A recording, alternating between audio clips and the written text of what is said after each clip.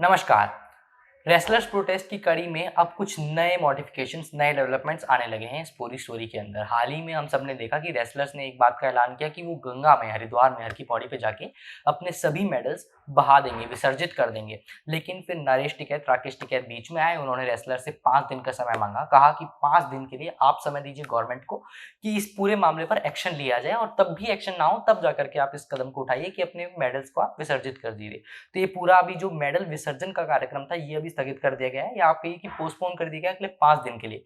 खाप पंचायत के लोग, किसान नेता इसमें सब इन्वॉल्व हो गए हैं और 5 जून तक का टाइम दिया गया है। अगर 5 जून तक ऐसा नहीं होता, ब्रजभूषण शरण सिंह के ऊपर कोई एक्शन नहीं लिया जाता, तो फिर इन मेडल्स को विसर्जित कर दिया जाएगा सभी प्लेयर्स द्वारा। इसके अलावा अब एक जो बड़ा डेवलपमेंट मैं आपसे शेयर करने जा रहा हूँ इस वीडियो के अंदर, वो ये है कि जब से ये वीडियो सामने आया रेसलर्स का हर की पैड़ी पे जाने वाला, रेसलर्स ने जब कहा कि हम रेसलर अपने मेडल्स को विसर्जित कर देंगे, उसके बाद एक बयान सामने आया है। बयान किसका है? जब रेसलर्स ने एफआईआर कराया था ब्रजभूषण शरण सिंह के खिलाफ, तो उस एफआईआर में एक माइनर लड़की तथाकथित रूप से, जिसने विक्टिम हैं जो ब्रजभूषण शरण सिंह के अत्याचारों की, उन्होंने एफआईआर कराया था। अब उस लड़की के एक रिश्तेदार सामने आए हैं, लिहाजा चाचा या ताऊ जो भी होंगे, क्यों? क्योंकि उनकी वो भतीजी लगती है, तो लिहाजा जो लड़की के पिता हैं, उनके वो भाई हैं व्यक्ति, जिन्होंने एक बयान दिया। बयान में उन्होंने कहा कि ये लड़की जब का ये घटना अपने साथ बता रही हैं, उस वक्त ये माइनर थी ही नहीं।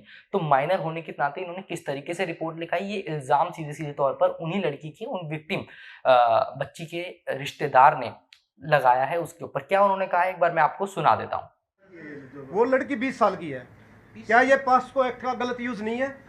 बताइए आप। परिवार का इस्तेमाल इस तरह किया गया कि जो विक्टिम इन्होंने बना के पूरे देश को, जो ये कह रहे हैं, पूरे देश को एक मुद्दा बना दिया, जिसमें इन्होंने खाप पंचायतों को भी अंधा कर दिया। यहाँ खाप पंचायतों की मैं गलती नहीं मानता, महिला संगठनों की गलती नहीं मानता। इमोशनल जो आंसू दिखा करके, इमोशनल आंसू दिखा करके मैं भी आप लोगों को गुमराह कर सकता हूँ, लेकिन इसमें सच्चाई क्या है? एक कहते हैं कभी गिरफ्तारी नहीं हो रही, कभी ये नहीं हो रहा। भाई हमें नहीं मतलब उस चीज़ से। क्यों ये वुमेन कार्ड का गलत इस्तेमाल कर रहे हैं? क्यों ये पास्को एक्ट का गलत इस्तेमाल कर रहे हैं? बार बार कहते हैं पास्को एक्ट, पास्को एक्ट। कोई पास्को एक्ट नहीं है। पहली बात ये सुन लो, जो कह रहे हैं ना गिरफ्तार नहीं हो रहा, गिरफ्तार नहीं हो रहा, वो गिरफ्तार इसलिए नहीं हो रहा क्योंकि वो पास्को एक्ट नहीं है। इस बात का पता मेरे को कैसे लगा, मैं विक्टिम से कैसे रहा, जब पुलिस ने अभी 5, 7, 10 दिन पहले अपनी इंक्वायरी, जब हमारे घर पे जब इंक्वायरी आती है, जब मुझे इस पूरे खेल का पता लगता है। नहीं तो मैं भी तुम सभी लोगों की तरह, मीडिया की तरह उनकी हमदर्दी में था। लेकिन जब पता लगा कि ये खेल इन्होंने हमारे साथ ही खेल लिया, उस दिन के बाद जब एसआईटी की जांच हुई और जब पता लगा, तो इन्होंने जो पास्को का ये कराया है, ये इतना बड़ा स्कैप कराया है, ये चीज़ें आप बताइए, मैं क्या बताऊँ आप? विक्टिम का जिक्र कर रहे हैं, किस विक्टिम का जिक्र है? जिस विक्टिम का जिक्र, भाई साहब विक्टिम का जिक्र एक ही है, जो ये कह रहे हैं कि पास्को एक्ट की जो लड़की है, मैं उस परिवार से हूँ। क्या पॉक्सो एक्ट जो लगा वो गलत है? गलत है। आप सुप्रीम कोर्ट की रूलिंग का वायलेशन कर रहे हैं सर। आपको पता है पॉक्सो एक्ट के अंदर जो रूल्स रेगुलेशन है उसमें आइडेंटिटी रिवील नहीं कर सकते, यहाँ तक कि नेबरहुड भी नहीं कर सकता सर उसमें, किसमें? पॉक्सो एक्ट के अंडर, और आप उसको गलत ठहरा रहे हैं। नहीं, मैं गलत ठीक ठहरा हूँ? उसका ग्राउंड क्या है? मतलब ग्राउंड आप ये कह रहे हो कि उसका सबूत क्या है? हाँ, क्या कह रहे हो? क्या आपके पास, आपसे क्या संबंध है उसका? वो मेरी बेटी है, मैं उसका चाचा हूँ, मेरे घर परिवार की बात है ये। हम आपकी भतीजी? हाँ, भतीजी है। आपके ब्रदर और आपके बीच? हाँ, मैं बड़ा भाई हूँ। तो ये उस लड़की के रिश्तेदार थे, जिनका कहना है कि जी ये लड़की तो माइनर थी ही नहीं, तो फिर पॉक्सो एक्ट कैसे लग गया, किस किस बिना पर पुलिस ने एफआईआर में ये चीज़ लिखी है, या ये लोग झूठ बोल रहे हैं, प्रोपेगेंडा कर रहे हैं। इस तरह की तमाम बातें इस रिश्तेदार ने, इस व्यक्ति ने कही हैं, जो इस लड़की के रिश्तेदार हैं, जिसका नाम एफआईआर में दर्ज है, जो कंप्लेनेंट है, जिन्होंने कंप्लेंट दर्ज कराया है ब्रजभूषण शरण सिंह के खिलाफ। अब एक टर्म होता है रेट्रोस्पेक्टिव नेचर ऑफ लॉ। क्या होता है मैं आपको एक बार समझाता हूँ, फिर डिस्कस करेंगे कि क्या ये पॉक्सो वैलिड हो सकता है या नहीं हो सकता। देखिए, लिहाजा जो डिटेल्स हैं वो तो पुलिस के पास ही मौजूद हैं, लेकिन हम लोग लॉ को समझ सकते हैं ताकि आपकी जानकारी बेहतर हो, आप बेहतर नजरिए से इस पूरे केस को देख पाए। रेट्रोस्पेक्टिव नेचर ऑफ लॉ क्या होता है? मान लीजिए आपने सन 2020 में कोई क्राइम कमिट किया, या किसी भी XYZ व्यक्ति ने सन 2020 में कोई क्राइम कमिट किया, और जब केस चला, आपके ऊपर चार्जशीट फाइल हुई, उसके बाद केस चलते चलते चलते चलते मान लीजिए हाई कोर्ट में जब वर्डिक्ट आया और आपको सजा हुई जाकर के 2027 में, 7 साल लग गए आपको आपका वर्डिक्ट आने में। अब 2020 में जो आपने क्राइम किया था उसकी सजा मान लीजिए 2020 के अंदर थी 5 साल, 2027 तक आते आते अब वो लॉ चेंज हो गया है, अब उसी क्राइम की सजा कितनी हो गई? 10 साल। तो अब फैसला यहाँ पे सवाल ये उठता है कि आपको सजा तो 2027 में सुनाई गई है, लेकिन क्राइम आपने किया था 2020 के अंदर, तो इसको बोलते हैं रेट्रोस्पेक्टिव नेचर ऑफ लॉ। जो कि लागू नहीं होता है। लागू क्यों नहीं होता है कि अगर आपने 2020 के अंदर क्राइम किया और तब सजा 5 साल की थी तो आपको 5 साल की ही सजा मिलेगी, ना कि 2027 में नियम बदलने के बाद आपको 7 साल की सजा मिलेगी। तो इसको रेट्रोस्पेक्टिव नेचर बोलते हैं कि जी जब मैंने क्राइम किया था उस वक्त की क्या कंडीशंस थी, ना कि आज जो कंटेम्पररी डेट है जिसमें मेरा केस चल रहा है, जिसमें वर्डिक्ट सुनाया जाने वाला है या जिसमें हियरिंग हो रही है, उस वक्त की क्या सिचुएशन है। सिमिलर केस, सिमिलर अंडरस्टैंडिंग आप इसको दूसरे नजरिए से समझ सकते हैं। यानी कि जब इस बच्ची के साथ जिन्होंने तथाकथित रूप से कंप्लेंट दर्ज कराया है, जब इनके साथ ये ऑफेंस कमिट किया गया ब्रजभूषण शरण सिंह द्वारा, जैसा वो अपनी कंप्लेंट में बताती हैं, उस समय उनकी उम्र क्या थी, ये इस वक्त जो है सबसे इंपॉर्टेंट पॉइंट है। क्या उस वक्त वो माइनर थी? अगर उस समय उनकी उम्र 18 से कम थी, अगर वो माइनर थी, तो लिहाजा ब्रजभूषण शरण सिंह के ऊपर पॉक्सो का एक्ट दर्ज होगा, उसी के तहत सजा भी सुनाई जाएगी अगर ब्रजभूषण शरण सिंह ने ये क्राइम किया है तो। लेकिन अगर उस समय वो माइनर नहीं थी तो लिहाजा सी बात है कि वो पॉक्सो एक्ट नहीं लगाया जाएगा उसके ऊपर। अब भले ही वर्डिक्ट आते आते वो जो विक्टिम है वो 18 से ज्यादा की हो गई हो, मेजर हो गई हो, या उनके कंटेम्पररी सिचुएशन कुछ भी है, वो सब मैटर नहीं करता।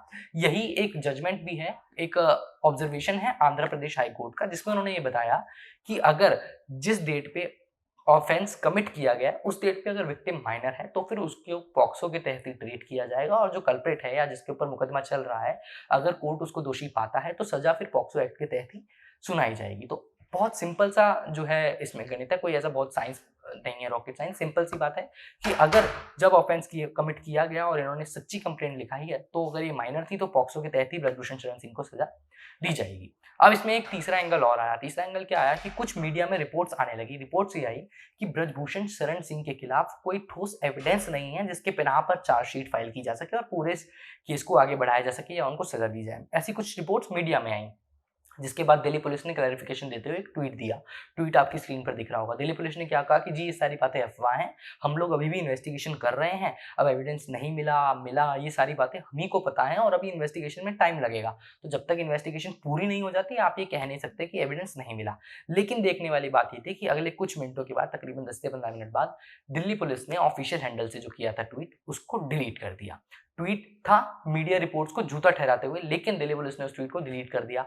तो अब सोचने वाली बात यह है कि इन्वेस्टिगेशन में किस तरह के एविडेंसेस सर्च किए जा रहे हैं, किस तरह का इन्वेस्टिगेशन किया जा रहा है, क्या एलिमेंट्स हैं जिनको लेके इन्वेस्टिगेशन को आगे बढ़ाया जा रहा है। ऑल्सो आपको ये चीज़ें पता होंगी कि जब इस तरह का कोई हाइनेस ग्रेविटी का क्राइम का जब इल्ज़ाम लगाया जाता है किसी भी व्यक्ति के ऊपर, चाहे वो सेक्सुअल असॉल्ट का हो, खासतौर पर अगर पॉक्सो के अंदर केस रजिस्टर किया गया है, तो एक इनिशियल अरेस्ट किया जाता है, जिसके बाद आप पुलिस जो होती है वो कोर्ट से कुछ दिन की कस्टडी मांगती है कि जी हमको क्योंकि इन्वेस्टिगेशन करना है तो हम इनकी कस्टडी चाहते हैं। वो पूरा एक प्रोसेस होता है। उसके बाद इन्वेस्टिगेशन में जो एविडेंसेस आते हैं उसके बाद 3 महीने का टाइम होता है, 90 दिन का। फिर आप चार्जशीट फाइल करते हैं। उस चार्जशीट को फाइल करने के बाद केस आगे बढ़ता है और फिर वर्डिक्ट जो कोर्ट सुनाता है उस बिना पर सजा दी जाती है। तो ये पूरा प्रोसेस फॉलो किया जाता है। इस वक्त जो बात अटकी हुई है वो कहाँ अटकी हुई है कि रेसलर्स की मांग है कि ब्रजभूषण शरण सिंह, जिसके खिलाफ हमने यौन उत्पीड़न का एफआईआर कराया है, उसको आप पहले अरेस्ट कीजिए। अरेस्ट करने के बाद जो भी आपको एविडेंस मिले उसके बिना पर आप चार्जशीट फाइल कीजिए। पुलिस का ये कहना है कि सर हम अरेस्ट से पहले एक इन्वेस्टिगेशन करना चाहते हैं, क्या हमारे पास प्रॉपर सबूत भी हैं उनको अरेस्ट करने के या नहीं। तो इसी में एक टसल चल रहा है जिसको लेकर रेसलर्स अलग अलग दिन अलग अलग तरीके से सरकार पर अपनी बात मनवाने का दबाव बना रहे हैं, चाहे वो मेडल्स को गंगा में प्रवाहित करने का फैसला ही क्यों ना हो। अब 5 जून तक का समय दिया गया है। जो लेटेस्ट अपडेट है कि 5 जून तक अगर कोई एक्शन नहीं लिया गया या लिहाजा ब्रजभूषण शरण सिंह को अरेस्ट नहीं किया गया तो हम लोग अपने मेडल्स गंगा में प्रवाहित कर देंगे। ये सबसे बड़ा अपडेट है इस वक्त रेसलर्स प्रोटेस्ट से जो आ रहा है। It's great to see you here. Thank you for watching our work. If you haven't subscribed yet, don't forget to click the bell icon and subscribe to Mojo Story and support independent, robust journalism.